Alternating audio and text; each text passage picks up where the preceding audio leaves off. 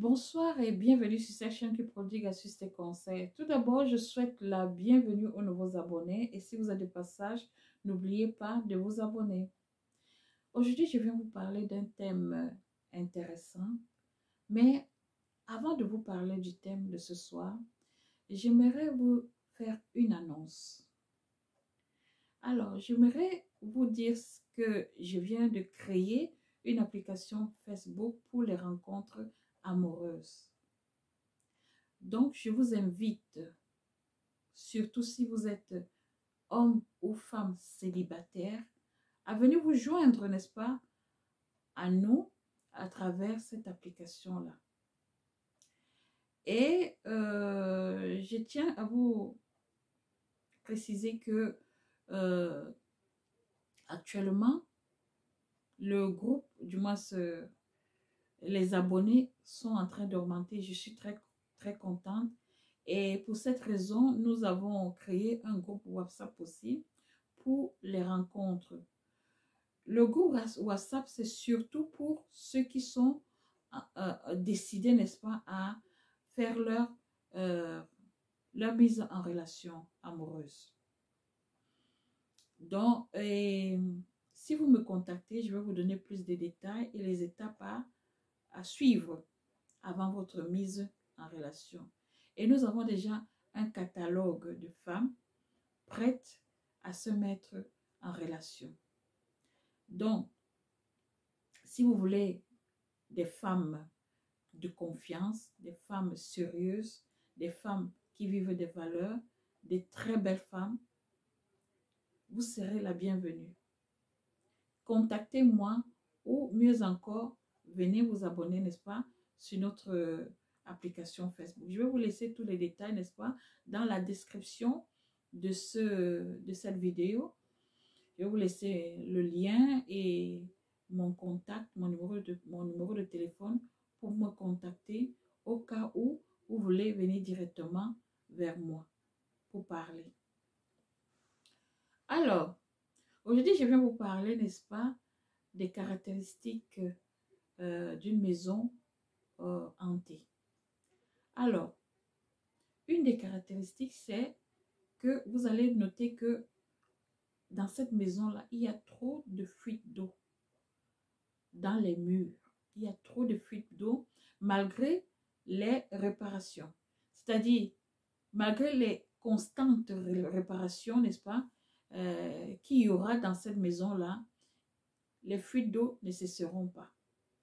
Ça, c'est un des aspects qui montre qu'il y a des esprits nuisibles surtout. Disons-le, les esprits nuisibles dans cette maison-là ou sur cet endroit-là. Et une autre caractéristique sera que l'endroit sera trop froid, glacial. La maison ou l'environnement sera trop glacial, trop froide. Malgré que le chauffage sera allumé, malgré qu'il y aura des précautions, c'est-à-dire il y aura une certaine ventilation, c'est-à-dire pour diminuer l'humidité dans la maison, malgré tout ça, la maison reste toujours froide et humide. Ça, ce sont aussi des signes qui montrent que dans cette maison-là, il y a des entités qui y vivent. Il y a des esprits nuisibles qui y vivent. Il y a aussi, je vous ai parlé de l'humidité, je vous ai parlé de froid, je vous ai parlé des fuites d'eau. Oui, c'est quand vous trouvez ces problèmes-là, ces problématiques-là, dans une maison ou dans un lieu, sachez que ce lieu-là, il y a des esprits vraiment nuisibles. Et quand vous trouvez comme ça, moi, ce que je vous conseillerais, c'est de trouver les voies et moyens pour quitter les lieux. Parce que ça ne servira à rien d'insister à vivre dans une maison qui a une telle situation. Et vous pouvez même constater que c'est impossible de vivre là-bas parce que si c'était possible de vivre malgré tous ces problèmes-là, les locataires qui étaient avant vous seront toujours là. Mais si la maison est vide quand vous venez ça veut dire que ceux qui étaient là aussi n'ont pas pu supporter. Alors, vous, en tant que quelqu'un connaisseur, en tant que quelqu'un qui connaît cette problématique-là, ne restez pas ou ne prenez même pas la maison. Ne prenez pas cette maison, ne choisissez pas cette maison-là. Même si on vous dit que c'est pour... il faut seulement un peu d'argent pour bien arranger, ne prenez pas ça.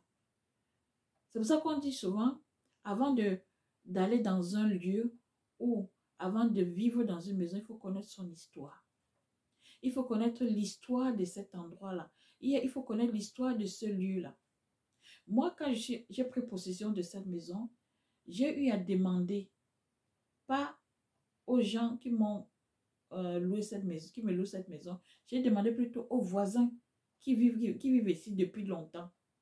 Mais comment, quelle est l'histoire de cette maison? Qui a habité cette maison avant moi? Et c'est là qu'on m'a expliqué des gens qui ont habité ici chez moi. Et c'est pour ça que j'ai compris pourquoi quand je suis entrée premièrement dans cette maison, il y avait un certain climat, pas d'humidité, pas de froideur, mais il y avait un climat de... Je me sentais étrange. Je me sentais comme si je ne suis pas dans un lieu qui m'appartient.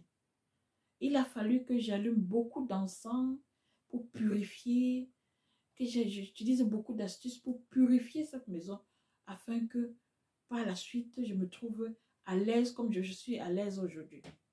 Vous voyez un peu? Oui, c'est ce qu'il faut faire avant de prendre une maison. Il faut demander l'histoire, même quand vous êtes déjà dedans. Parce que parfois, sous le coup de la précipitation, vous n'avez pas le temps de demander ces trucs-là. Mais une fois dedans, demandez aux voisins l'histoire de la maison. Demandez-leur qui habitait la maison avant vous. Comment se comportaient ces personnes-là. Moi, par exemple, comme je venais de vous expliquer, avant moi, il y avait des gens qui ont habité ici. Et parmi les gens qui ont habité ici chez moi, il y avait une jeune femme, une mère célibataire, c'est-à-dire qui avait des enfants, mais qui se droguait, qui était alcoolique. Elle a vécu ici un peu longtemps et on m'a expliqué que c'était une femme qui aimait trop les palabres, c'est-à-dire qui aimait trop les problèmes, qui créait beaucoup de tensions, même avec ses différents partenaires, parce que c'était une femme qui changeait beaucoup de partenaires. Je parle d'hommes. Elle changeait beaucoup de partenaires et ils venaient ici, après qu'ils avaient passé un certain temps, elle commençait il y avait trop de bagarres, quoi. La maison, c'était une maison de bagarre. Ce qui fait que quand j'étais arrivée, je me souviens, il y avait des gens qui venaient, des inconnus qui venaient cogner à ma porte. Et quand je les regardais, c'était un peu étrange là. Je dis, mais ce sont les qui? Je leur demandais souvent, mais vous cherchez qui? Et ils me donnaient le nom de la fille. La dame qui habitait ici avant moi. Je dis, non, elle n'est plus ici. Elle n'habite plus ici. C'est maintenant moi ici. C'est maintenant moi qui suis ici. C'est comme ça. Et j'ai fait presque 1 an ici. Les gens venaient, des gens étranges. Je n'aime pas parler mal des gens, mais surtout que ce sont des inconnus. Des gens qui avaient l'air un peu alcooliques et drogués, qui prenaient de la drogue. Je pensais, parce que quand je les voyais, ils n'avaient pas un aspect soigné. C'était des gens un peu comme ça là. Donc, quand j'ai su tout ça, j'ai compris maintenant pourquoi les premiers temps que j'étais entrée dans la maison, je me sentais bizarre. Je me sentais pas bien. J'étais anxieuse, voilà, j'avais l'anxiété qui me venait comme ça, spontanément, sans problème. Je n'avais pas de problème avec quelqu'un, je n'avais pas de soucis de maladie, je n'avais rien. Mais quand je m'asseyais ici, je sentais, j'étais anxieuse comme ça. C'est pour cela que, comme je venais de vous dire, j'ai commencé à faire les purifications, à pratiquer mes astuces, non, pour purifier les énergies dans la maison, pour purifier, n'est-ce pas, le climat qui régnait dans cette maison. Parce que n'oubliez, je voulais vous faire noter ceci. Quand les gens habitent une maison, ce n'est pas que vous laissez votre esprit, non. Vous savez, tout est énergie. Nous qui habitons, par exemple, Si vous habitez une maison maintenant, ne vous dérangez pas. Votre énergie, votre esprit, vos énergies là, ça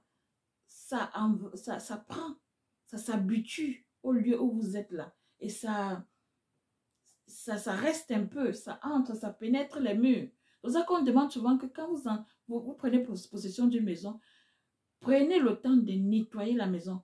Pas seulement énergétiquement, mais même les murs. Il faut refaire la peinture. Il faut changer comment dire, comment dire, le revêtement du sol là. Il faut changer ça. Ou alors il faut nettoyer correctement.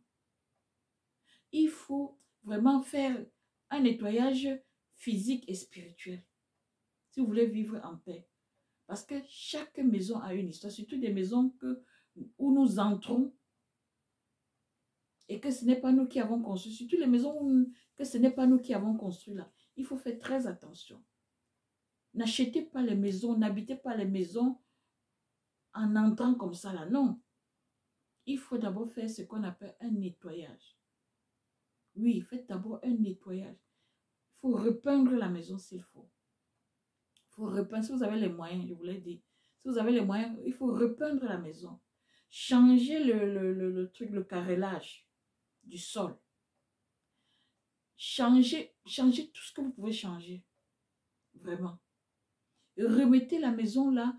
C'est-à-dire, faites que la maison ressemble, comment dire ça? Il faut que la maison soit différente. Que celui qui a même habité là, non, quand il rentre chez vous, il sente que non, ici ce n'est pas chez moi. Parce que tout a changé. Oui, faites le genre de transformation là. Il faut faire ce genre de transformation. Transformer la maison. De telle sorte que si quelqu'un qui connaissait la maison avant entre, qu'il sache que non, la maison a changé. En effet, j'ai eu quelques problèmes avec ma télévision une fois ici là. Mon voisin direct, qui connaissait l'histoire, qui connaît bien l'histoire de cette maison, quand il est entré chez moi pour m'aider à arranger la télévision, il est d'abord resté devant la porte comme ça. Pas parce que ma maison est il y a trop de luxe, non. J'ai senti dans son regard qu'il disait, merde, la maison a changé. Hein? Et en effet, c'est ce qu'il m'a dit après. Il m'a dit, mais vraiment, vous avez travaillé dans cette maison. Hein? Il dit, pourquoi? Il m'a dit, mais avant, quand j'entrais dans cette maison, c'était trop sale, c'était trop négligé. Mais actuellement, c'est bien décoré, il y a la luminosité, et même la peinture est propre, tout ça. Les murs sont propres, le plafond est propre, tout ça. Il me disait ça. Et je riais. Je disais, mais parce que je sais que je sais intérieurement que je n'ai pas fait trop de travail, non? Mais lui, qui voyait que c'était un travail énorme par rapport, il parlait comme ça de la déco, non? Que ma déco est tellement travaillée, tellement soignée que vraiment il n'a plus reconnu la maison. Et puis il a apprécié, il a réparé la télévision parce que c'était pour ça qu'il était venu. Pour vous dire, quand vous prenez possession d'une maison, transformez la maison là. Ça ne veut pas dire de casser la maison. Si vous pouvez casser, vous cassez certains endroits pour mettre bien ou pour créer plus d'espace. Mais ce qui est important, c'est surtout la peinture. Refaites les peintures. Refaites les murs. Le sol aussi. Si vous pouvez changer quelque chose, changez. Il faut changer beaucoup de choses. Et puis nettoyer. Et sur le plan énergétique, il faut nettoyer pour rester en paix et serein dans la maison. Et ce que j'ai fait, et puis cette maison, vraiment, je me sens tellement à l'aise. Parfois, je me balade dans la maison, dans l'obscurité, et je n'ai plus cette anxiété qui me venait avant là. Je ne suis plus anxieuse. Dit ceci, je pense que je vous ai donné toutes les caractéristiques d'une maison hantée. Et je vous ai aussi dit comment faire pour remédier à ce problème-là. C'est-à-dire, il faut soit vous quitter la maison, soit il faut changer tout à l'intérieur si vous voulez rester en paix. Alors, je vous souhaite vous souhaite beaucoup de bonheur, n'est-ce pas, dans votre vie. Et je vous rappelle encore une fois de plus de venir, n'est-ce pas, vous abonner sur notre application Facebook de rencontres amoureuses. Contactez-moi aussi via WhatsApp si vous voulez. Je vais laisser mon numéro de téléphone là dans la description. Donc, vous pouvez me contacter et je vais vous dire comment faire, n'est-ce pas, pour vous mettre en relation. Et soyez tranquille, soyez serein que toutes les personnes qu'on va vous présenter seront des personnes vraiment sûres, sérieuses et qui vivent des valeurs. Non, faire un travail sérieux. Je dis bien vraiment sérieux. Vous allez voir les photos des femmes qu'on va vous présenter. Vous allez sentir que ce n'est pas n'importe qui. Et nous avons des représentants au niveau de l'Afrique. On a 2 représentants pour le moment qui gèrent les choses au niveau de l'Afrique. Et ici, j'ai aussi un staff. Il y a moi et 2 autres membres avec qui nous travaillons sur le projet. Contactez-moi si vous êtes célibataire. Vous n'allez pas regretter. Parce que chez nous, c'est du sérieux. Dis ceci, portez-vous bien, prenez soin de vous. Et on se dit à plus. Bye.